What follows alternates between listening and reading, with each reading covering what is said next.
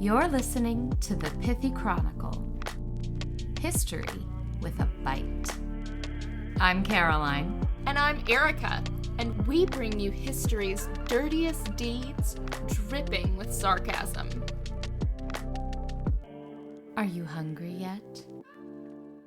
Welcome back, Pithy listeners. I'm Erica. And I'm Caroline. And today, we are digging into the Byzantine Empire. But before we get started on this mini-sode, it's only 6 pages. I kept this pithy, Caroline. Thank you very much. We'll see, Erica. Before we get started, let's do a little bit of housekeeping. First off, thank you to our patrons on Patreon. If you would like early access to episodes, we're trying to build up a community, head on over. If you are more of a one-time giver, that's fine. We have a Buy Me a Coffee on buymeacoffee.com, so you can give a donation as low as $1. Every little bit really helps us to make sure that we have access to the best research materials, really good quality audio, fabulous background music. It's all to help the podcast be better. Because who doesn't want to be better? The other way you can help is you can head on over to our merch store. Yes, we are on Etsy, so please check that out. We have backpacks, laptop sleeves, t-shirts, canvas bags, you name it, we probably got it. I really love the water bottle. And without further ado, let's talk about the patriarch versus the pope. What is a patriarch? A patriarch is a fancy word for a bishop. Good answer. We're taking this all the way back to 1054. The Patriarch of Constantinople, Michael Cerularius, was excommunicated from the Christian church based in Rome. Cerularius' excommunication was a breaking point in long-rising tensions between the Roman church, based in Rome, and the Byzantine church, based in Constantinople. Now Istanbul. The resulting split divided the European Christian church into 2 major branches: the Western Roman Catholic Church and the Eastern Orthodox Church. And this split is known as the Great Schism, or sometimes the East-West Schism. But it's the Great Schism. This is like a Grand Canyon of schisms. A lot of the debates that they were having during this schism seem small to us today. Oh. But at the time, you're going to get into it, I know. I'm so glad you brought it up because it all comes down to carbs, Caroline. It all comes down to carbs. Was one of them doing keto? Because, The Great Schism came about because there were some religious disagreements, political conflicts, and some personality clashes. Yeah. The religious disagreements really centered around whether or not it was acceptable. Yeah, to use unleavened bread for the sacrament of communion, or whether you needed to use leavened bread. Bread that is flat with no yeast, or bread that has yeast. As I said, it might seem like a small, unimportant detail to us now. Have you ever made bread with the teeny tiny yeast packets? That's what it comes down to. The Great Schism. Can we call it a yeasty schism? No. You know you love the yeasty schism. Sounds awful, Caroline. Other disputes did come about with the exact wording of the Nicene Creed and Western belief that clerics should remain celibate. Okay. Slightly bigger issues. Slightly bigger. But the big one was about the yeast in the bread. It's the yeasty schism. The religious disagreements were made worse by the political conflicts, particularly regarding the power of Rome. Rome believed that Pope, who, in case you didn't get the memo, is the religious authority, the successor to Peter, on whom God is going to build his church, should have authority over the patriarch, the religious authority of the Eastern Church. Like a bishop, which would make sense in the hierarchy. Right. Okay. And we'll get into this a little bit more, but there are levels of patriarchs, like which ones are more important. But at this point, Pope is kind of the tippy top of the pyramid, and then maybe patriarch is second, and then bishop. 2, 3, So I guess instead I should say patriarch is kind of like a cardinal rather than a bishop. But either way, Constantinople did not agree that the Pope was above their patriarch, cardinal / bishop / Yeah. Not second in command. No. And to their credit, they were like, we are a fancier, more forward-thinking... So they haven't actually gotten there yet. Society. They haven't actually gotten there yet. Isn't that wild? What do you mean? They have not actually gotten to the height of what we think of as... height, but they were still far better than the Dark Ages going on in Western Europe. That is fair. It's important to remember that when the Crusaders came along to Constantinople, when they got there, they were like, oh, shit. Yeah. We could be living like this? Mm-hmm. It was so much less Dark Ages-y. Yeah. There was a lot more religious tolerance. They had art and culture. It was lovely. Naturally, these two sides disagree, and they excommunicated each other after this schism. You're out. You're also out. And this stayed in place until 1965, when Pope Paul VI and Patriarch Athenagoras I lifted the long-standing mutual excommunication decrees made by their respective churches. 1054 to 1965. Yeah. I like that we got closure. Thank you, Pope Paul and Patriarch Athenagoras. All of that is to say that the governing structures between East and West were not that different. We have 4 ancient patriarchs, which are kind of the ruling class. And there is an ecumenical patriarch of Constantinople, and that is the equivalent of the Pope to the Eastern Orthodox Church. Then it divvies down, and we'll see their significance in Thursday's episode about the Islamic world. There was the Patriarchate of Alexandria, Antioch, and Jerusalem. The 4 ancient Eastern Orthodox patriarchs, along with the See of Rome, formed the historical Pentarchy, remaining in communion with each other after the 1054 schism with Rome. So, the yeasty schism. They were still chatting with each other, but kind of on the DL. They have pushed each other to their own versions of hell and excommunicated them from ever going to heaven, but they're still having little discussions. So... that is the religious landscape, which of course for the Crusades is very important. But what did they encounter when they arrived culturally?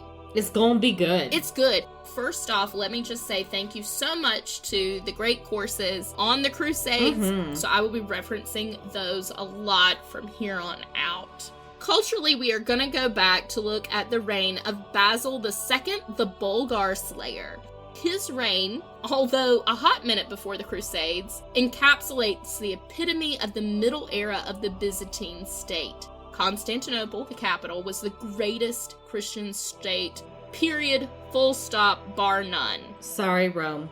Because it thought it was, but it wasn't. No, Constantinople was hailed as the new Rome. They didn't, super love that moniker.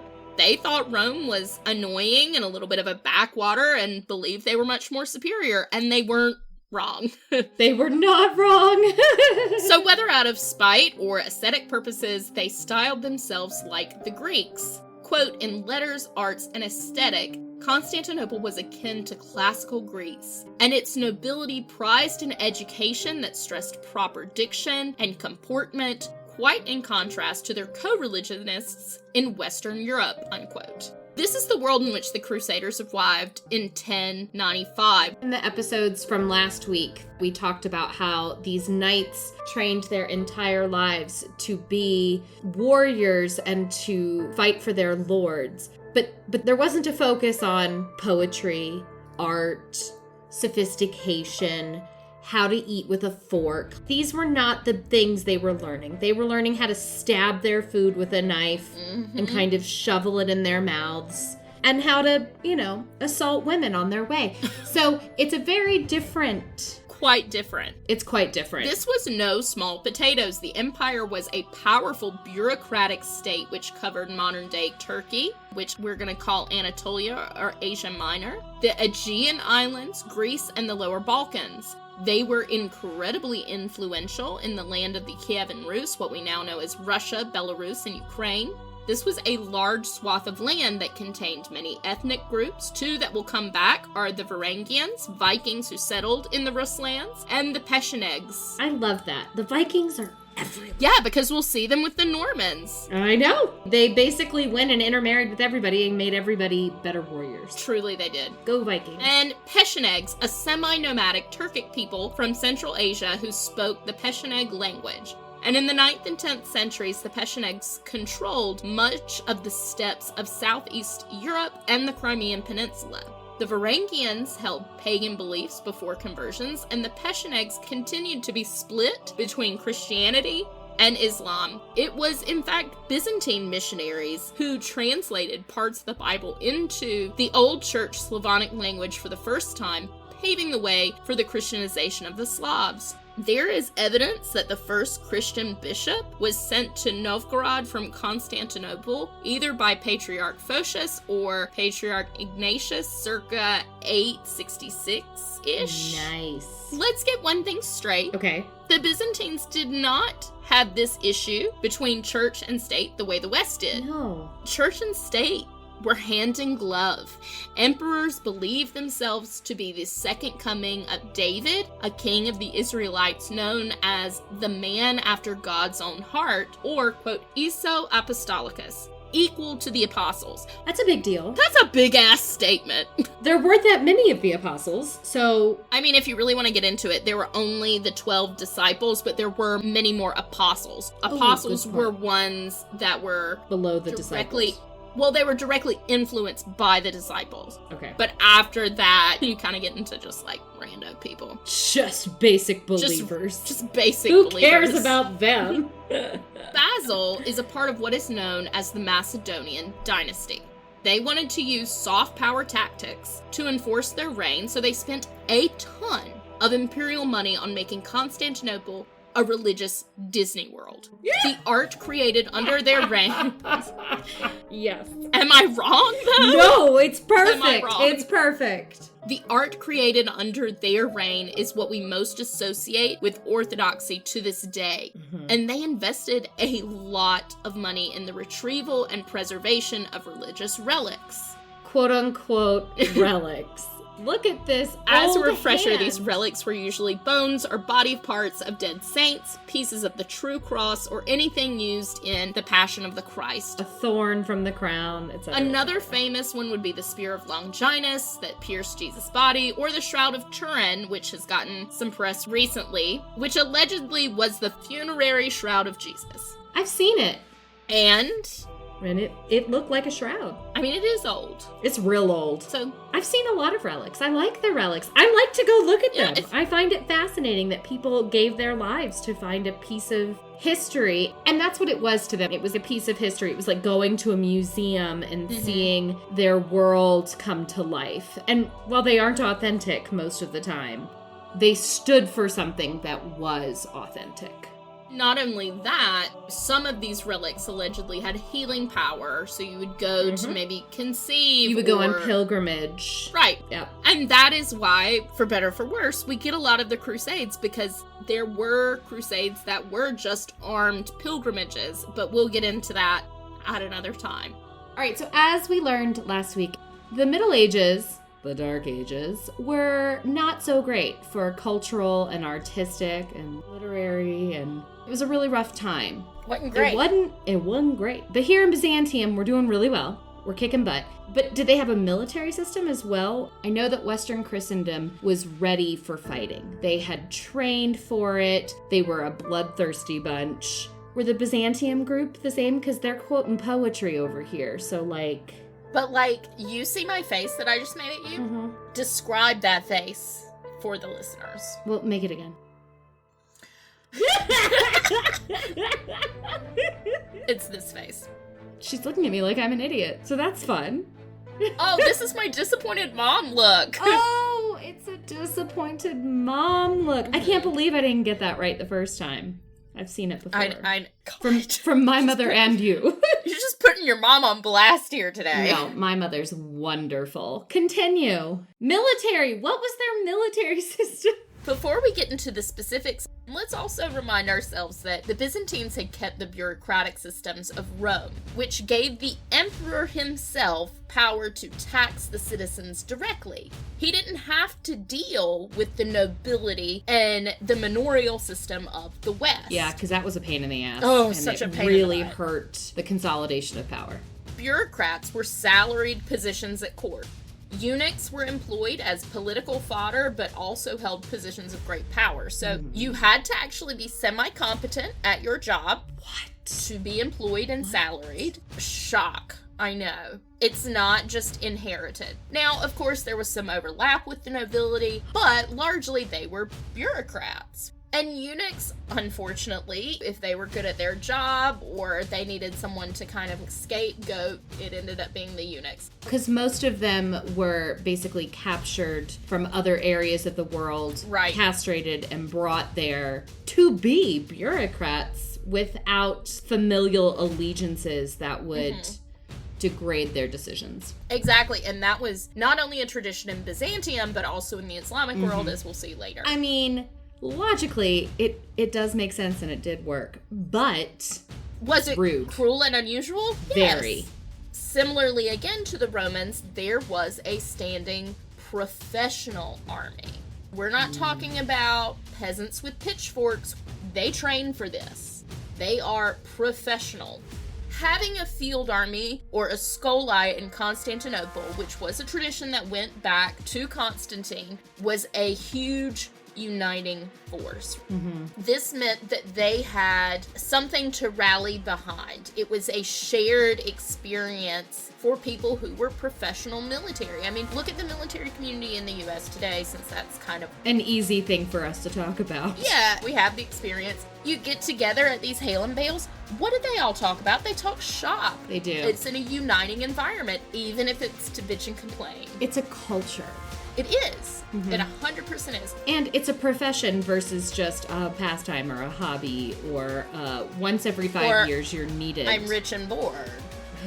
Yeah. If only I could be rich and There bored. also was a squad of elite bodyguards. Talked earlier about the Varangians. They had about 6,000, which fought with a double axe and a spear. The double axe coming from the Vikings. Yes, I was actually going to say, if you've ever watched Lord of the Rings, Gimli, son of Gloin, he has a double-sided axe. So you can think of the dwarf or you can think of the Vikings. You choose.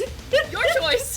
Choices. The Varangians were similar to like a Praetorian Guard. They protected the emperor himself, his most skilled elite group that would go out and kind of do the dirty work for him. But there were also provincial armies which were stationed around the countryside. Soldiers were given land as payment for service to the emperor and would go to a centralized location to train at regular intervals. Oh my gosh, it really is like our modern day military. Yeah, think about the U.S. reserves. Yes, exactly. You were in a higher class if you were cavalry, got a little bit more land, but think about the U.S. reserves today. They drill, they can be called up, but by and large, they have regular day jobs. That makes a lot of sense. Yeah. So how is this different then from the fiefdoms and the vassal type relationship that's in the West? Great questions. Since you wrote it, it should Yeah, be.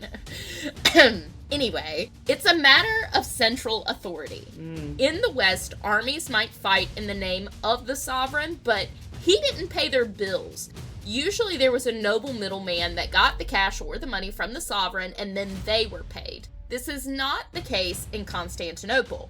The emperor's name was on the check, so to speak. The emperor endowed the land that they worked, and the officers they reported to were selected by the emperor. There was no nobleman in the middle. There was a bureaucratic middleman, but not a noble in some far-off county. Somebody was paid to literally come and give you your money or give you your land. There wasn't this nobility involved it's like there. The military's checks are signed by the U.S. Department of Defense. DFAS Cleveland? DFAS! But it's all from that central pot, if you will. Yes. And that definitely makes you like the emperor more. Right. Because he pays you. Everything was centralized in the capital, Constantinople. Lovely place. Also, the notion of recapturing Jerusalem anytime in the 1000s was kind of strange to the Byzantines. This is my favorite fact about the Crusades. It's just so bizarre. What the hell? So bizarre. People were like, why are you doing this? Well, because they saw themselves as the New Jerusalem, likely in a prophetic sense. You get so many references to the city on a hill and the New Jerusalem and la la la la la. But also because what did the Old Jerusalem have to offer? Most of the relics had been brought to the capital. Why go there when everything is here? I mean, they basically British museums. Imported. I love it. Yes, they British Museum to Jerusalem. Yeah, I mean, sorry, British Museum, give me a job if I'm ever there, but there's no other way to say it. And to some extent could be argued that they preserved the artifacts. Yeah, I mean... And others could say that they stole them. You know, you choose. Distinct thought on repatriation in the nonprofit community, but, you know, we won't get into that. There is, yeah. They did send lots of money back to help rebuild the Church of the Holy Sepulchre and a couple of other things. They were still actively sending money for these projects in Jerusalem, but Jerusalem was no longer the holy city, the holy capital. That was Constantinople. Hard stop Constantinople, yeah. The Byzantine princess Anna Comnena wrote in the Alexiad, which is her whole writings on her father's reign. And we're gonna get into the details in a couple episodes. Oh, yes, we are. She's spicy. This is what she has to say regarding the arrival of the First Crusade. Emperor Alexios dreaded their arrival, knowing, as he did the Latins, or Western Europeans, uncontrollable passion, their erratic character, and their irresolution, not to mention their greed for money, which always led them to break their own agreements without scruple, unquote. Ouch. Yeah, I mean, that's not glowing. She read them like a book. Yeah, she sure did. It's clear that she believed that her father, Emperor Alexios, was very suspicious of the character, supposed traits, and motivations of the Crusaders. He did not trust them as far as he could throw them. He didn't want them in the city. No, and she argued that the whole expedition was a plot to seize Constantinople and dethrone and replace the emperor. And this evidence demonstrates that the Byzantine emperor of the time, Alexios, deeply mistrusted the Crusaders and believed their ultimate goal was to attack Constantinople, destroy the empire, and usurp his throne. Regarding specific actors within the Crusade, Anna called Tancred de Hauteville a barbarian lunatic and Bohemond of Taranto a rogue. Furthermore, the Crusaders are always referred to as Latin barbarians within the text. It's pretty clear how she's feeling. So they see this crowd of bloodthirsty, axe-bearing ruffians because they were ragtag for the most part. There were some knights, but they were pitchfork-wielding peasants for the most part. They see them coming. How much notice, in the beginning, how much notice did they get that this horde of Crusaders is coming? How much notice did they get? Were they aware that they wanted to find sanctuary in the city of Constantinople before going on to Jerusalem? Did they think they were stopping here? So, you would think that the Byzantines wouldn't need any help, quote, getting the Holy Land back. Yeah. Yeah. Because why bother? Why bother? But also, we've just said that they've got standing armies and Varangians and, you know, this.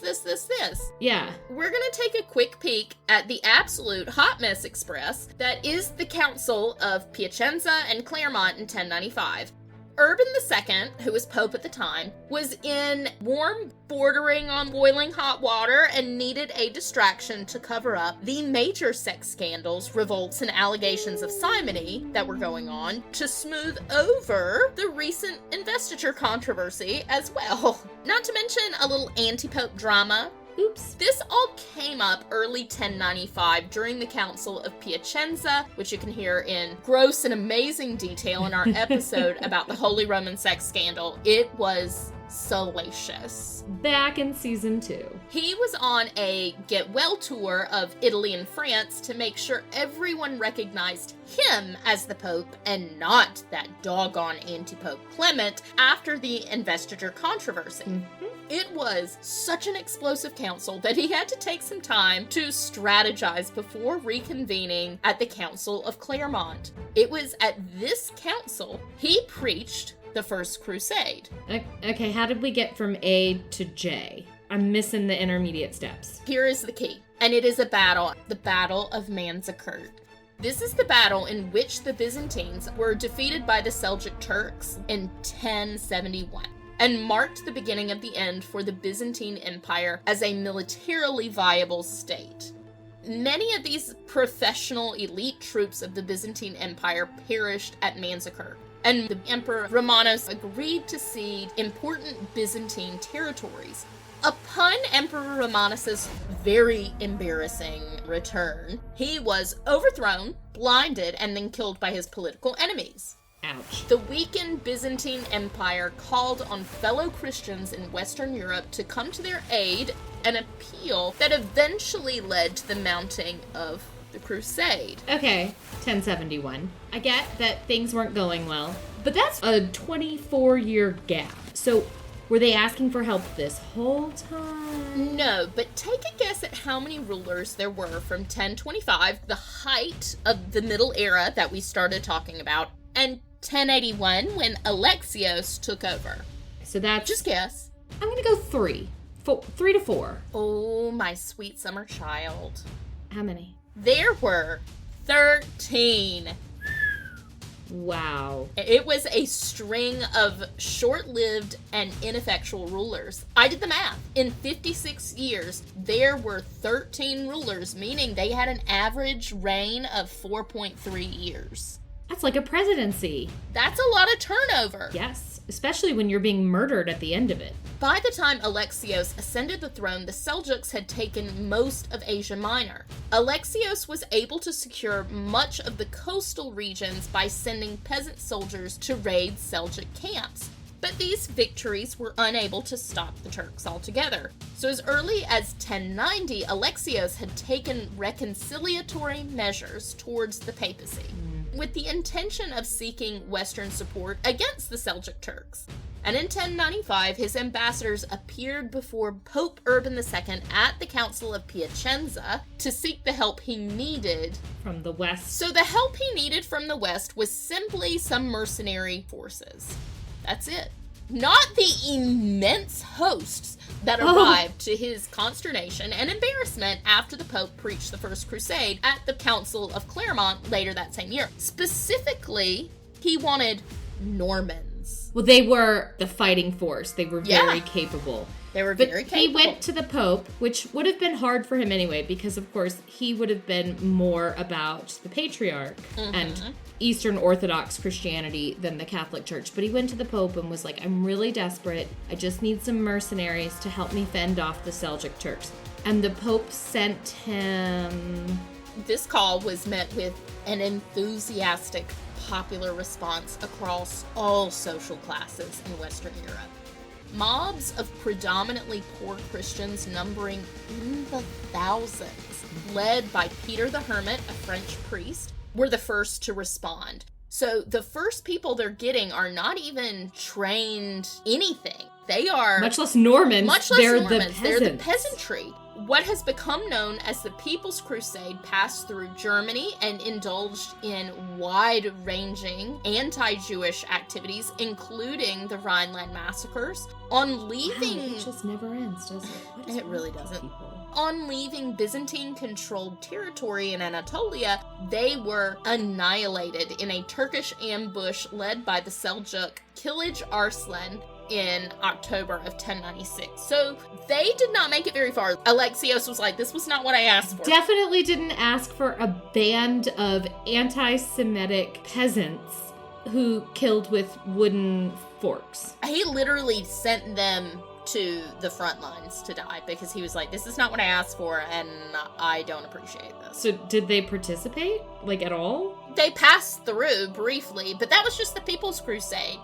What is now known as the Princess Crusade, or just a later wave of Crusaders, were members of high nobility and their followers, or their retinue, embarked in late summer 1096, so almost a year later, and arrived at Constantinople between November and April of 1097. And there was no leading force. These armies were from individual lords who heard the call to crusade, and they prepared themselves and their vassals, and the vassals maybe prepared their guys, and off they went without thought of we should all come together at the same time, we should have a strategy, which just shows the ego of these people. It was like BYOB and no plan after. It was a potluck of Crusaders. Bring what you can. Yeah. A dessert, a side, some drinks. This time, Emperor Alexios was more prepared for the Crusaders, and there were fewer incidents of violence along the way. Not to say there weren't any, just fewer. And, he was a little bit more prepared to have noblemen. They still weren't the Normans that he wanted. Nope, they were the Franks. But here we are. Here they are. The Crusaders may have expected Alexios to become their leader, but he had no interest. He was looking for mercenaries, someone he could pay and send out. And he wanted them to go to Asia Minor. Did he want them to retake Jerusalem? No. No? He didn't care about that. Weird. He was mainly concerned with transporting them into Asia Minor as quickly as possible. Getting them out of his beautiful city. Yeah, in return for food and supplies, Alexios requested that the leaders swear fealty to him and promise to return to the Byzantine Empire any land recovered from the Turks. You're here to help. Don't freaking take it. It's not yours. You were doing this for me. Here's some food. Get the out. Before ensuring that the various armies were shuttled across the Bosphorus, Alexios advised the leaders on how best to deal with the Seljuk armies. Here's food and supplies and a little primer on how to fight these guys. Toodaloo. Leave. Without getting super into it, the Crusaders thought they were going to fight arm in arm with the Byzantines to take back the Holy Land. Not even close to what Alexios requested. He just wanted some mercenaries to help clear out the Seljuk Turks and reclaim his land, which was very much not the Holy Land. No. It just wasn't. It was Asia Minor. It was Anatolia. So there was a huge disconnect when literally hundreds of thousands of people showed up who were not mercenaries. How much notice did he get that he was not getting mercenaries, but he was getting bands of roaming people? I don't think he got any. No one sent him a heads up, hey, Pope Urban II is telling people to come save Jerusalem, not you? I don't think so. I think when he saw the peasants, I think that was what clued him in. WTF. Peter the Hermit was able to inspire hundreds of thousands of people to drop their pitchfork and walk with him. Yeah. No thanks. That would be I ain't walking nowhere with anybody. Ugh. Sorry, Alexios. Now, Alexios did give a lot of logistics support to the Crusaders, but was not about to get out there and head the charge, which led folks to feel manipulated and slighted. Yeah, because their pope has just told them that this guy is asking them to lead this fight. And they've mortgaged their farms, they've left their families. Many of them believe that they will die in the Holy Land and receive eternal salvation for that sacrifice. Indeed. They had lofty goals, and then they find out they've been lied to. I just really think that Urban II got into that communion wine and had a little bit too much of the body and the blood. I think he just started spouting stuff, and then when it and then it gets hit into the pulpit. It hit. People were like, "Yes, Jerusalem," and he's like, "Ooh, that worked. Okay, let's go with this plan." And the man just didn't stop Urban. until there were tens of thousands, hundreds of thousands of people marching their butt over to Constantinople. And now they're Alexios' problem. He did not read the assignment. No. He didn't read the brief. He did not understand the assignment. That's the thing the kids are saying. I understood the assignment. The siege of Nicaea by the Crusaders forced the city to surrender to the emperor in 1097. And the subsequent Crusader victory at Dorylion allowed the Byzantine forces to recover much of Western Asia Minor. Done. Yeah, great. John Ducas reestablished Byzantine rule in Chios, Rhodes, Smyrna, Ephesus, Sardis, and Philadelphia. This success ascribed by Alexios' daughter Anna to his policy and diplomacy, but by the Latin historians of the Crusades to his treachery and deception. So they did surrender to the emperor. In name, or he went? No, in name. Just in name. In name. He ain't going over there. And then his daughter Anna was like, Daddy did it with policy and diplomacy. Yay, enlightened Daddy. Yay, enlightened Daddy? That's what she thought. Is it what... Oh, God.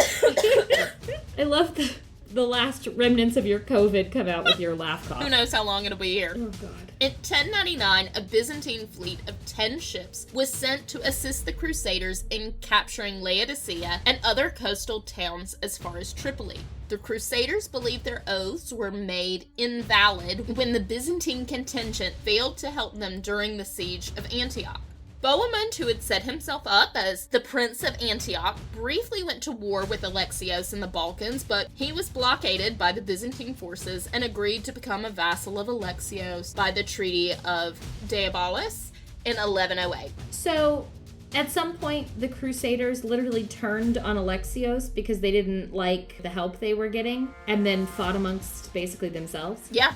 Cool. Mini civil war in the midst. This is the most testosterone-fueled bullshit that we've covered in a while. This is such a hot mess. In 1116, already terminally ill, Alexios conducted a series of defensive operations in Bithynia and Mysia to defend his Anatolian territories against the inroads of the Malik Shah, the Seljuk Sultan of Iconium. And in 1117, he moved into the offensive and pushed his army deep into the Turkish-dominated Anatolian plateau, where he defeated the Seljuk Sultan at the Battle of Philomelion.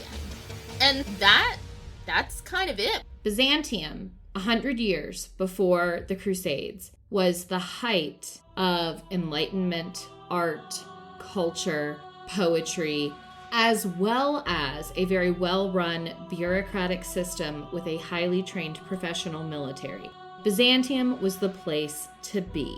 They had collected all of these holy relics and brought them so that their people could have that feeling of the Holy Land without actually bothering to go into territory that did not belong to Byzantium. Mm-hmm. Unfortunately, we ended up with 13 idiots in a row who were often murdered in terrible, brutal ways, and that left a very big power vacuum at the top, which Alexios came in 80 years later and tried to fill. But... And to be fair, did a decent job. He had a 30-year reign. Mm-hmm. But unfortunately, a lot of the bureaucratic system had fallen apart, and a lot of the military leaders had been taken out of their jobs because they had disagreed with the 13 previous emperors. And so they just didn't have the strength anymore to hold off the Seljuk Turks on their eastern borders. Out of desperation, he goes to the Pope and says, look, I just need some mercenaries. Yeah. I'd really like the Normans. They're great fighters. Could you send me a few? Yes. And the Pope, drunk on communion wine and desperate to avoid people noticing his sex scandals, among other issues, says, yeah, totally. Guys, we should go to we don't need to stop in Constantinople. Let's go all the way to Jerusalem. Let's just go. Let's take it back. Let's free that city from the Islamic and, frankly, the Jewish tyranny authorities. The tyranny of these other religions. Mm-hmm. And everybody else was like, yes, please. We finally have enough food that we can actually do this. So they go, and Alexios just looks out his window one day and sees a horde of hundreds of thousands of peasants with no arms. Who don't speak the language either. Coming that need to be fed and clothed. And they're led by a hermit who ate only fish and evidently never bathed. So that's rough. Peter was nasty. They get there and Alexios is like, this is what you sent me? Mm-hmm. And then a year later, the military might shows up, but they have no interest in helping stand off the Turks. They want to conquer Jerusalem. And then they're confused when the Byzantine Emperor is like, no, I'm not doing that. No. I can't leave my already fragile state to fight for a city that wasn't mine in the first place. What are you idiots doing? Yeah. And that was the First Crusade. Yeah. Cool. And that, my friends, is that. I'm Caroline. And I'm Erica. And we are Pithily Yours. This episode is brought to you by the Pithy Chronicle, LLC. The Pithy Chronicle is intended for education, entertainment, and non-commercial purposes. Any views or opinions expressed in this podcast are personal and do not represent those of people, institutions, or organizations that the owner may or may not be associated with in a professional or personal capacity. While we offer lots of sarcasm, this podcast does not offer any advice or services. Listening to this podcast may induce fits of laughter, unexpected distraction, or uncontrollable rage at the subjects, hopefully not at us. We hope you learned something today. If not, so sorry. Please be advised we are not experts in the following fields: medical, legal, financial, technological, thermonuclear engineering, submarine warfare, neuroscience, or cat husbandry. Thanks for listening to our little disclaimer. Just covering our history-loving asses. Bye!